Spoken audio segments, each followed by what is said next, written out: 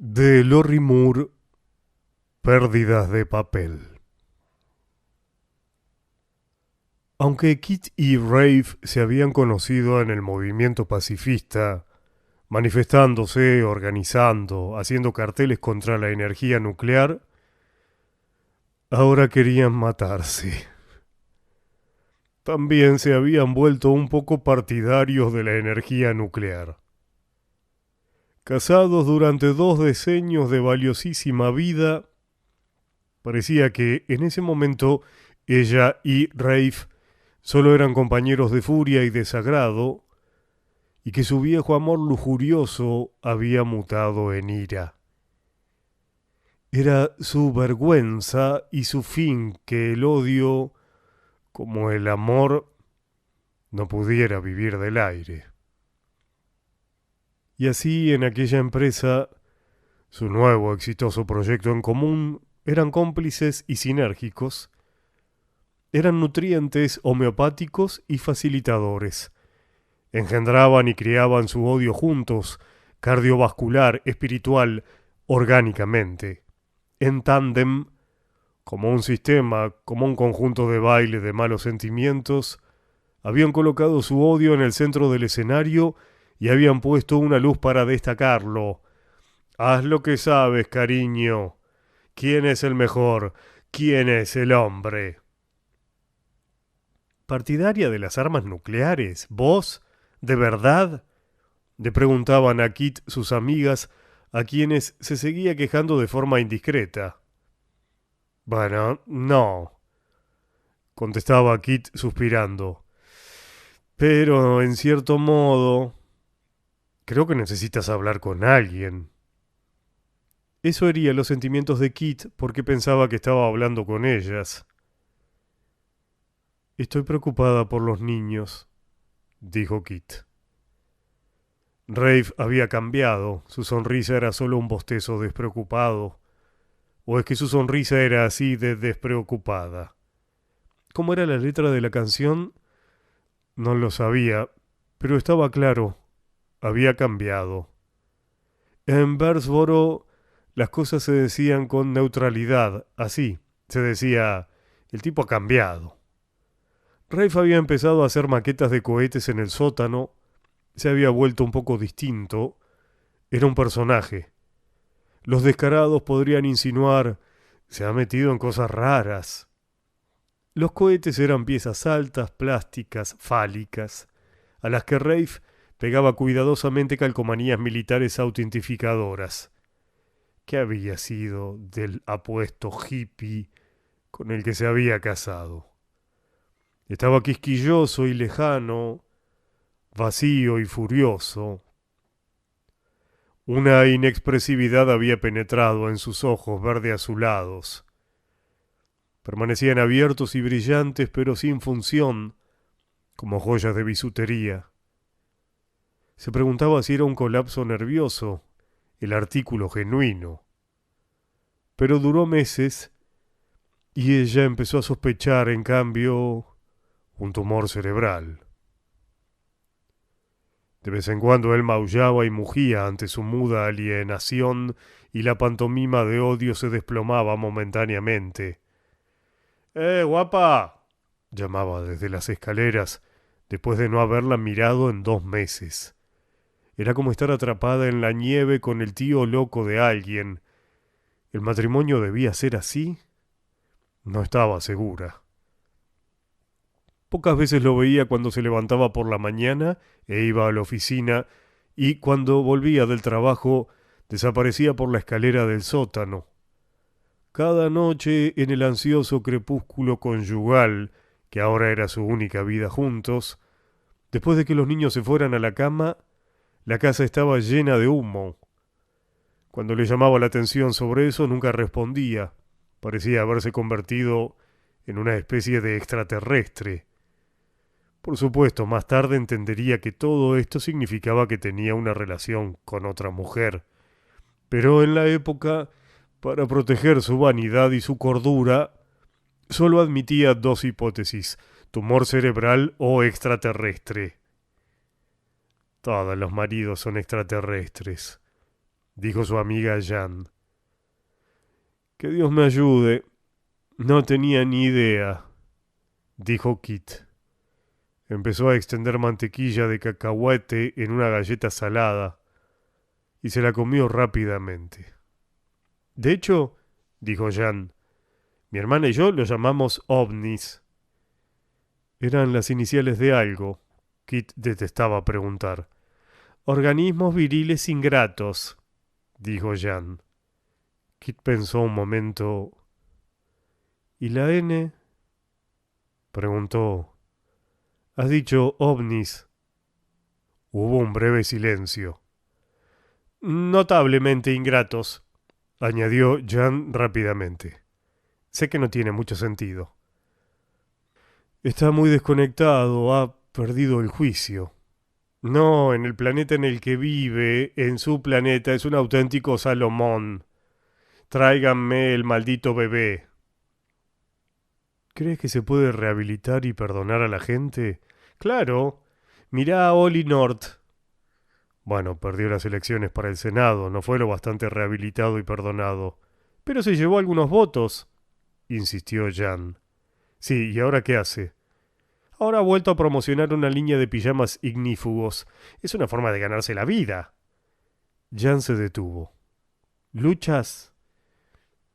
¿Por qué? Porque los cohetes vuelvan a su casa. Kit suspiró. Sí, esa artesanía militar tóxica que envenena el espacio en que vivimos. ¿Lucho contra eso? No lucho. Solo, bueno, vale, hago algunas preguntas de cuando en cuando. Pregunto, ¿qué demonios estás haciendo? Pregunto, ¿estás intentando asfixiar a toda tu familia? Pregunto, ¿me has oído? Luego pregunto, ¿me has oído? Después pregunto, ¿estás sordo? También pregunto, ¿qué crees que es un matrimonio?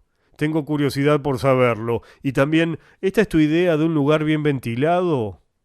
Un interrogatorio sencillo, en realidad. No creo en las peleas. Creo en dar una oportunidad a la paz. También creo en las hemorragias internas.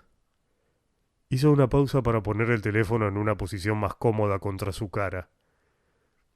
También me interesan, dijo Kit, esas balas de plástico que se disuelven y no pueden detectar los forenses. ¿Has oído hablar de eso? No. Bueno, a lo mejor estoy equivocada al respecto. Probablemente estoy equivocada. Ahí es donde tiene que entrar el misterioso accidente automovilístico. En el cromado de la heladera vio el reflejo de su rostro. En parte una Shelley Winters morena, en parte una papa. Las arrugas y accidentes dibujados con trazo fino bajo los ojos, un interludio musical entre la hinchazón. En todas las películas de Shelley Winters que había visto, Shelley Winters era la que moría.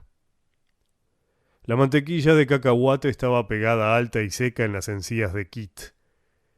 En la encimera, una gran sandía vieja había empezado a hundirse y separarse por la mitad. A lo largo de la curva de las semillas, como la sonrisa de un tiburón, y arrancó un trozo, frotó su punta fresca contra el interior de la boca. Había pasado un año desde la última vez que Rafe la había besado. En cierto modo le importaba y en cierto modo no. Una mujer tiene que elegir su infelicidad particular con cuidado. Era la única felicidad de la vida, elegir la mejor infelicidad. Un movimiento imprudente, Dios santo, y podías echarlo todo a perder.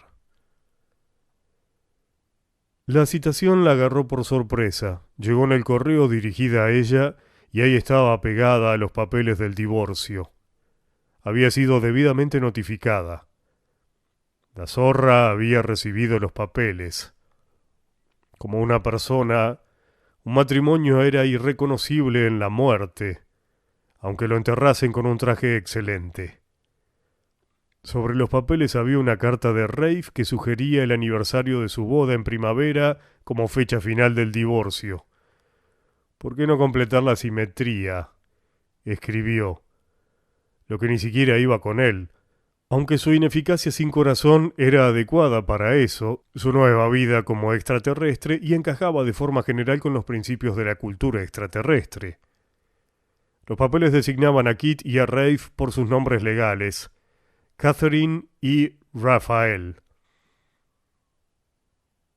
como si quienes se divorciaran fuesen sus versiones más formales.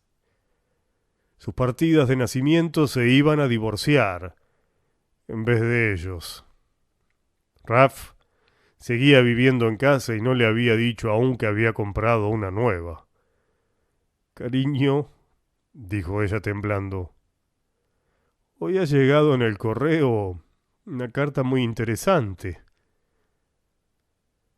La ira tenía sus propósitos medicinales, pero no estaba preparada para sostenerla, y cuando desaparecía, la soledad la tragaba y el dolor ardía en el centro con una ira furiosa.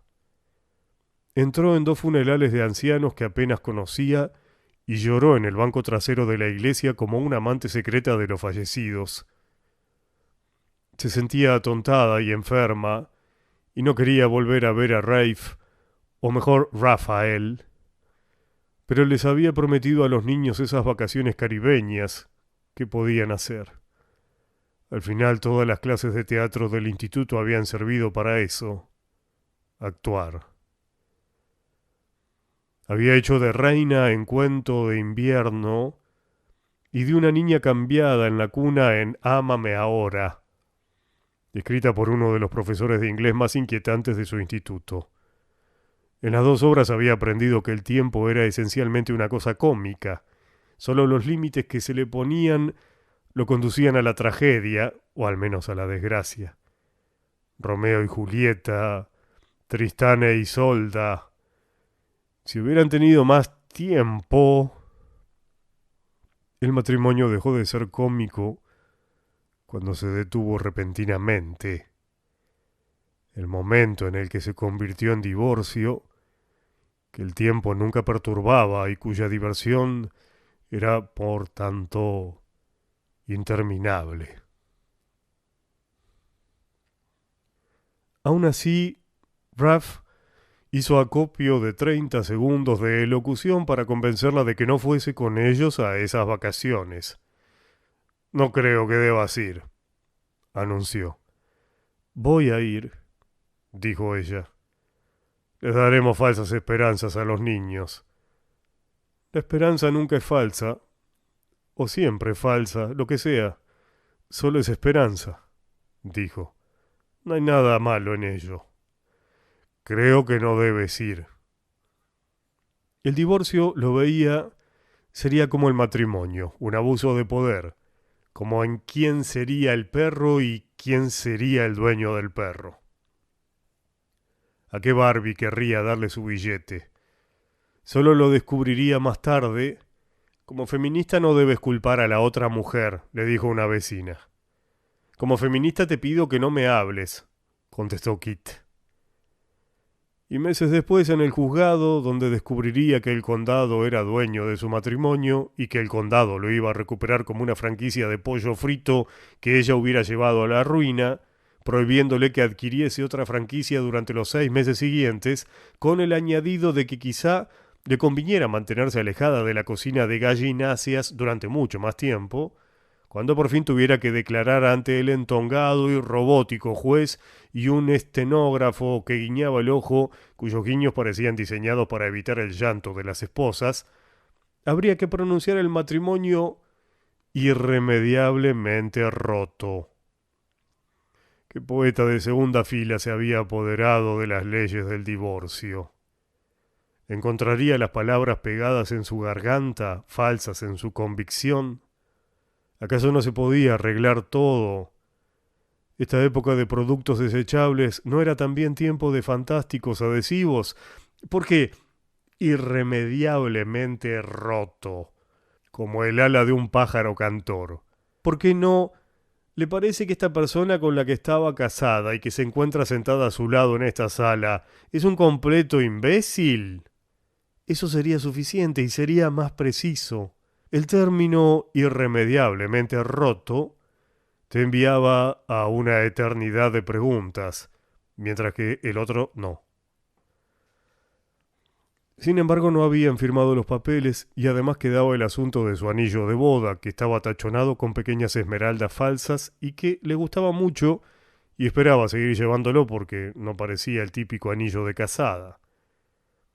Él se había quitado su anillo, que parecía el típico anillo de casado, un año antes porque decía que le molestaba. Entonces había pensado que quería decir que le rozaba. A menudo se quitaba la ropa espontáneamente. Cuando se conocieron era una especie de nudista. Estaba bien salir con un nudista, ganabas tiempo. Pero no estaba bien intentar seguir casada con uno. Pronto iría a castas citas geriátricas con otra gente cuya ropa, como la suya, permanecería pegada al cuerpo. ¿Y si no me puedo quitar el anillo? Preguntó Kit en el avión hacia la Caribe. Había ganado algo de peso en sus 20 años de matrimonio, pero en realidad no tanto. Cuando se casó era prácticamente una niña. Mándame la factura cuando te lo corten, respondió. Oh, la chispa de sus ojos había desaparecido.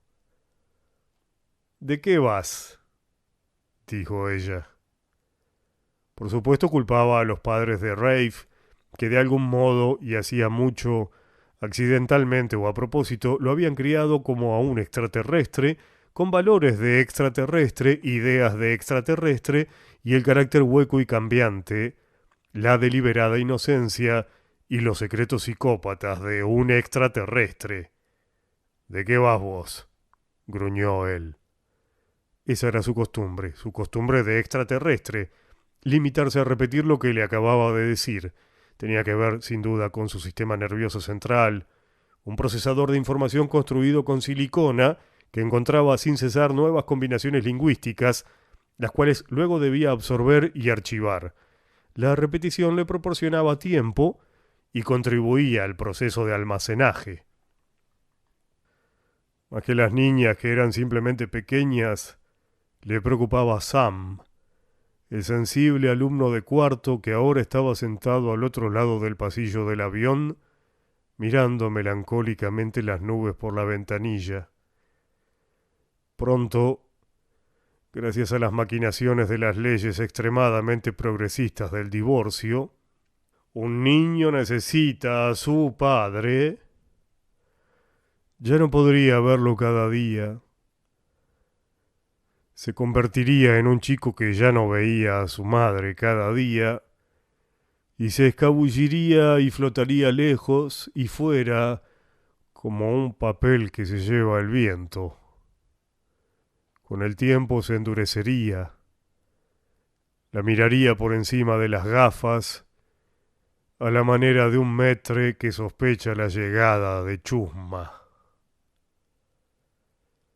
Pero en aquel viaje, su último viaje como una familia de verdad, evitó soltar prenda bastante bien. Todos dormían en la misma habitación, en camas separadas, y vieron a otras familias que gritaban y reñían, de modo que, en comparación la suya, una familia a punto de romperse para siempre, no tenía tan mala pinta. Kit no se dejó engañar por la brisa marina del Ecuador, y por tanto no se coció en exceso bajo el sol colonial. Comunicó a los administradores del centro turístico su indignación moral ante los guardias armados que evitaban que los niños del lugar se colaran por la valla hacia esa playa blanca, blanquísima, y se frotaba una especie de resina en la frente para congelarla y suavizar las arrugas, para parecer más joven ante su marido en fuga, aunque no la había mirado ni una sola vez. Tampoco es que tuviera muy buen aspecto. Su maleta se había perdido y tenía que llevar ropa comprada en la tienda de regalos con las palabras La Caribe engalanando todas y cada una de las prendas. En la playa la gente leía libros sobre los genocidios de Ruanda y Yugoslavia. Eso debía de añadir seriedad a un viaje que carecía de ella. No había que fijarse en los oscuros chicos de la isla que estaban al otro lado de los guardias y del alambre de púas tirando piedras. Cuando un crucero fondeaba temporalmente en la bahía y luego se marchaba, se unía a otros turistas de la playa para gritar: «¡No dejen que la puerta les dé en el culo!», como si ellos fueran distintos y no turistas que intentaban consolarse con jerarquías turísticas para mantener a los chicos que tiraban piedras lejos de sus pensamientos. Había formas de hacer que las cosas desaparecieran temporalmente. Se podía desaparecer en el movimiento y la repetición. A Sam solamente le gustaba el trampolín, nada más. Había excursiones a lomos de delfines, pero Sam percibía su crueldad. «Tienen un idioma propio», dijo. «No deberíamos montarlos». «Parecen felices», dijo Kit. Sam la miró con una seriedad que venía de unos caramelos más allá. «Parecen felices para que no los maten». «¿Vos creés? Si los delfines tuvieran buen sabor», dijo, «ni siquiera sabríamos que tienen un idioma». «Que la inteligencia de una cosa debilite el apetito que sientes por ella». La apetecibilidad oscurecía la mente de lo apetecible, así como del apetente.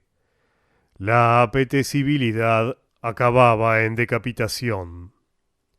Que solamente pudieras entender algo si no lo deseabas. ¿Cómo sabía él ya esas cosas? Normalmente las chicas se daban cuenta antes, pero no las suyas. Sus hijas, Beth y Dale, eran duras más allá de la comprensión de Kit. Prácticas, autocomplacientes, independientes gemelas de 5 años, un sistema en sí mismas. Tenían su propio mundo secreto de palabras de Montessori en clave, joyería de plástico y arrebatos de hilaridad que sobre todo producía la palabra monja repetida 6 veces a toda prisa. Vestían unas chispeantes alas de hada donde quiera que fuesen, incluso por encima de las camperas, y llevaban varitas. «Ahora soy un hermano mayor», había dicho repetidamente y con inseguro orgullo a todo el mundo Sam el día en que habían nacido las niñas, y después no había dicho otra palabra sobre el asunto. A veces en silencio Kit llamaba por accidente a Beth y Dale Det y Bail, cuando enterraban sus Barbies en arena y luego las sacaban otra vez con alegría. Cualquier persona que estuviera cerca, tendida en una toalla, leyendo sobre holocaustos, se volvía y sonreía. En esa estupenda y lejana residencia en el mar, las contradicciones de la vida eran grotescas e imposibles de inventar. Fue a la oficina central y pidió un masaje con piedras calientes. «¿Prefiere un hombre o una mujer?», preguntó la recepcionista. «¿Perdón?», preguntó Kit atorada. Después de tantos años de matrimonio, ¿cuál quería? ¿Qué sabía de los hombres o de las mujeres? «Los hombres no existen», decía su amiga Jan hasta hacía poco. «Todos los hombres son diferentes. Lo único que tienen en común es, bueno, la capacidad de producir una violencia aterradora». «¿Un hombre o una mujer para el masaje?», preguntó Kit en busca de tiempo. Pensó en el lento apareamiento de los caracoles todo un día, porque al ser hermafroditas todo debía de resultar muy confuso. Para cuando decidían quién iba a ser la chica y quién iba a ser el chico, llegaba alguien con un poco de pasta de ajo y se lo llevaba. «Oh, da igual», dijo, y entonces supo que le tocaría a un hombre, que intentó no mirar, pero que podía oler con todos sus aromas humeantes, tabaco, incienso, cannabis, exhalando y arremolinándose a su alrededor. Era un enjuto viejo fumeta estadounidense muy cascado. Su nombre dickensiano era Daniel Handler y no hablaba. Puso piedras calientes en su espalda y las dejó en una línea que subía por su columna vertebral. Pensaba que su piel embadurnada era demasiado íntima y valiosa como para que la tocaran personas como él. Estás loca. La alegría salvaje que latía en su rostro flotaba sobre el suelo. A través de la parte agujereada de la camilla destinada a la cabeza, y con su tacto sus ojos se llenaron de lágrimas agridulces que le bajaron por la nariz, que se dio cuenta en ese momento Dios había posicionado perfectamente como una pequeña tubería para el llanto. Creció una mancha en la moqueta de la triste cabaña de los masajes que estaba debajo de ella. Él dejó las piedras calientes sobre su cuerpo hasta que se enfriaron. A medida que cada una se enfriaba, Kit ya ni siquiera podía sentir si estaba sobre su espalda, y más tarde su traslado era el descubrimiento de que había estado allí todo ese rato. Qué extraño era olvidarlo y sentirla solo entonces, al final, cuando no era igual que la rana en la olla cuya agua se calienta lentamente y hierve. Le pareció que tenía sentido, como solía ocurrir con las metáforas termales. Luego él retiró todas las piedras y apretó los bordes duros con fuerzas en su espalda, entre los huesos, de una manera que parecía cruel, quizá una ira amarga por su propia vida, pero que probablemente carecía por completo de mala intención. Ha estado muy bien, dijo al final cuando vio que retiraba todas las piedras. Las había calentado en una olla de cocción lenta llena de agua. Lo vio entonces y desenchufó el aparato con aire fatigado. ¿Dónde has conseguido esas piedras?, preguntó. Eran suaves y de un gris oscuro, negras cuando estaban húmedas. Son piedras de río, dijo. Las colecciono desde hace años en Colorado. Las metió en una caja metálica de aparejos de pesca. ¿Vivís en Colorado? Antes sí, dijo, y eso fue todo. Kit se vistió. Algún día vos, como yo, habrás hecho suficiente trabajo de laboratorio, había dicho Jan. Pronto vos, como yo, en tu próxima vida, como yo, los querrás, viejos y ricos, en su lecho de muerte de verdad y sin recuperaciones repentinas en cuidados paliativos. Sos una mujer de acero y hielo, había dicho Kit. En absoluto, había dicho Jan. Solo soy una voz al teléfono tomando un poco de té. En la última noche de vacaciones, la valija de Kit llegó como una broma. Ni siquiera la abrió. Colocaron el cartelito para el picaporte de la puerta que decía «Despiértennos para ver las tortugas marinas». El cartel del picaporte de la puerta tenía una petición preimpresa de una llamada a las 3 para ir a la playa y ver cómo salían del cascarón las pequeñas tortugas marinas y cómo corrían hacia el océano bajo la protección de la noche, a fin de evitar a los predadores. Pero aunque Sam había puesto el cartel cuidadosamente y antes de la hora límite de medianoche, no los despertó nadie. Y cuando se levantaron y fueron hacia la playa ya eran las 10 de la mañana. Extrañamente, las tortugas marinas seguían allí. Habían salido del cascarón durante la noche y el personal del hotel las había metido en una jaula de mimbre para enseñárselas a los turistas que habían sido demasiado vagos o sordos para levantarse por la noche.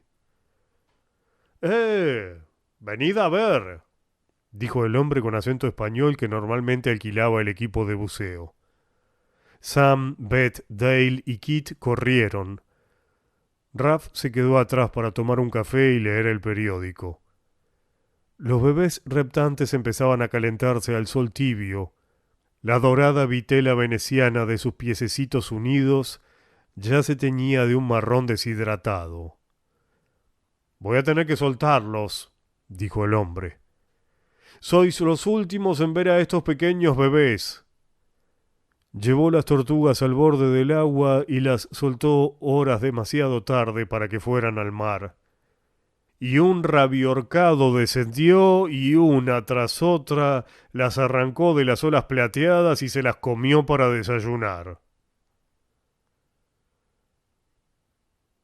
Kit se hundió en una silla grande junto a Rafe. Se estaba poniendo moreno, lo veía, para la lujuria de otra persona. Creo que necesito una copa, dijo. Los niños nadaban. No esperes que te invite una copa, dijo. ¿Acaso se lo había pedido? Le dedicaba el insulto más horrible que se le ocurriera. Se ponía de pie, se daba la vuelta y le daba una bofetada delante de varios transeúntes. ¿Quién te ha dicho eso? Se alegró de marcharse de la Caribe. Allí había empezado a odiar el mundo. En los aeropuertos y los aviones hacia casa, ni siquiera intentó actuar con naturalidad. La naturalidad era un crimen. Habló a sus hijos con calma, siguiendo un guión, con diálogo y acotaciones de completa neutralidad. Al llegar a casa en Bearsboro, sacó los condones y las velas, su pequeña bolsa de amor sin usar, y tiró todo a la basura. ¿En qué había estado pensando? Luego, cuando aprendió a contar esta historia de otro modo, como una historia, construyó una escena sexual climática de venganza sentimental que contendría el centro inviolable de su amor, la dulce seguridad animal de una noche tras otra, el tierno corazón del matrimonio que seguía latiendo. Pero de momento sería como sus indestructibles hijas e incluso su hijo, quien conforme envejecía con estoicismo y seguía adelante con indiferencia, apenas recordaría, o más bien imaginaría, que ella y Rafe hubieran estado juntos alguna vez.